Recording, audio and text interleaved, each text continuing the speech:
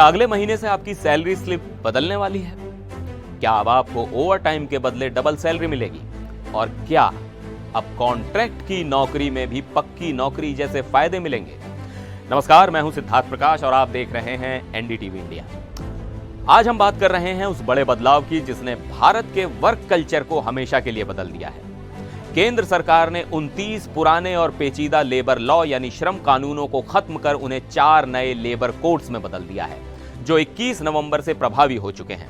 सरकार का कहना है कि इससे ईज ऑफ डूइंग बिजनेस बढ़ेगा और कर्मचारियों के अधिकार सुरक्षित होंगे। अगर आप फुल टाइम नौकरी करते हैं, कॉन्ट्रैक्ट पर हैं या फिर ओला, उबर, जोमेटो जैसे प्लेटफॉर्म्स पर गिग वर्कर हैं, तो ये 12 बदलाव आपकी कमाई और जिंदगी दोनों पर असर डालेंगे। चलिए एक एक करके इन 12 नियमों को डिकोड करते हैं। सबसे पहला और सबसे बड़ा बदलाव है मिनिमम वेज यानी न्यूनतम वेतन को लेकर।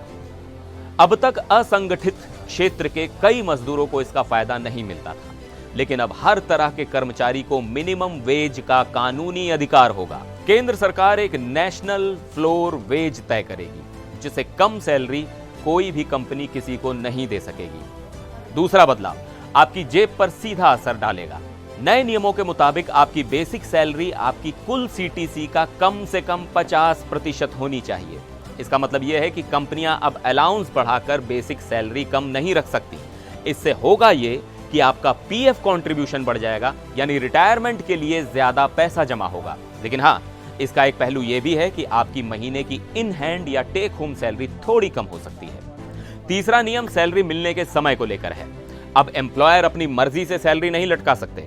अगर आप मंथली सैलरी पर हैं तो अगले महीने की 7 तारीख तक सैलरी देना अनिवार्य है, और अगर आप नौकरी छोड़ते हैं या आपको निकाला जाता है तो 2 दिन के अंदर आपका पूरा हिसाब करना होगा। चौथा बदलाव बड़ा ऐतिहासिक है, ग्रेच्युटी के नियमों में। पहले ग्रेच्युटी पाने के लिए एक ही कंपनी में लगातार 5 साल काम करना पड़ता था, लेकिन अब फिक्स टर्म यानी कॉन्ट्रैक्ट कर्मचारियों के लिए यह समय सीमा घटाकर सिर्फ 1 साल कर दी गई है। अगर आपने 1 साल भी काम किया है तो कंपनी आपको ग्रेच्युटी का पैसा देने के लिए बाध्य है। पांचवा बदलाव छुट्टियों को लेकर है। पहले अर्न लीव या लंबी छुट्टी पाने के लिए साल में 240 दिन काम करना जरूरी था। अब इसे घटाकर 180 दिन कर दिया गया है, यानी नई नौकरी में आपको छुट्टियों के फायदे जल्दी मिलने लगेंगे।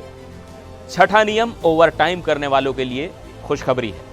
अगर आप अपने सामान्य घंटों से ज्यादा काम करते हैं तो कंपनी को आपको नॉर्मल वेज का 2 गुना यानी डबल पैसा देना होगा। सातवां बदलाव पारदर्शिता को लेकर है। अब हर एम्प्लॉयर को अपने कर्मचारी को एक अपॉइंटमेंट लेटर यानी नियुक्ति पत्र देना अनिवार्य होगा, चाहे वो काम संगठित क्षेत्र का हो या असंगठित। यह आपके पास नौकरी का सबसे बड़ा सबूत होगा। 8वां नियम महिलाओं के सशक्तिकरण के लिए है। अब महिलाएं भी नाइट शिफ्ट यानी शाम 7 बजे से सुबह 6 बजे के बीच काम कर सकती हैं। पहले इस पर कई तरह की रोक थी, लेकिन अब शर्त यह है कि यह महिला की सहमति से होगा और कंपनी को उनकी सुरक्षा और आने जाने की पूरी व्यवस्था करनी होगी। 9वां बदलाव आपकी सेहत से जुड़ा है।